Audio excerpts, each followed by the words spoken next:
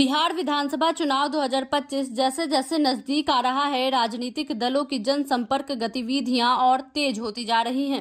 इसी क्रम में एक्स इंडियन आर्मी कारगिल योद्धा एवं राजद नेता संतोष कुमार तिवारी बुधवार को बिहपुर विधानसभा क्षेत्र के नारायणपुर प्रखंड अंतर्गत रामूचक गांव पहुंचे, जहां उन्होंने ग्रामीण महिलाओं के साथ संवाद स्थापित कर उनकी समस्याएं सुनी और आने वाले समय में बेहतर बदलाव का भरोसा दिलाया। इस संवाद कार्यक्रम में संतोष तिवारी ने राजद की आने वाली सरकार द्वारा शुरू की जाने वाली मां बहन योजना की जानकारी दी।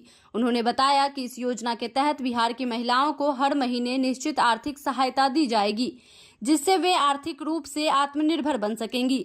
वहीं तिवारी ने कहा कि यह योजना खासतौर पर गरीब, मजदूर, विधवा और अकेली महिलाओं के जीवन को सहारा देने के लिए लाई जा रही है, जिससे वे अपनी बुनियादी जरूरतों को बिना किसी पर निर्भर हुए पूरा कर सकेंगे। साथ ही उन्होंने यह भी आश्वस्त किया कि राजद की सरकार बनने के बाद रोजगार योजना के तहत महिलाओं को स्थानीय स्तर पर प्रशिक्षण, हुनर और आजीविका के साधन उपलब्ध कराए जाएंगे। उन्होंने कहा कि अब समय आ गया है कि जब बिहपुर की महिलाएं सिर्फ रसोई तक सीमित न रहकर आर्थिक रूप से भी सशक्त बने और समाज में एक सम्मानजनक स्थान हासिल करें।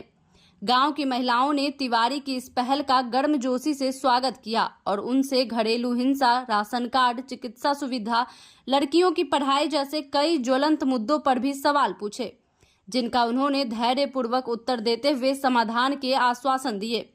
कार्यक्रम के अंत में उन्होंने महिलाओं से अपील की कि वे चुनाव में जागरूक होकर ऐसे जनप्रतिनिधि को चुने जो सिर्फ वादा नहीं, समाधान की नीयत और नीति भी रखता हो। तिवारी के इस संवाद कार्यक्रम को लेकर स्थानीय जनता में खासा उत्साह देखने को मिला और महिलाओं ने भी राजनीति में भागीदारी की आवश्यकता पर चर्चा की।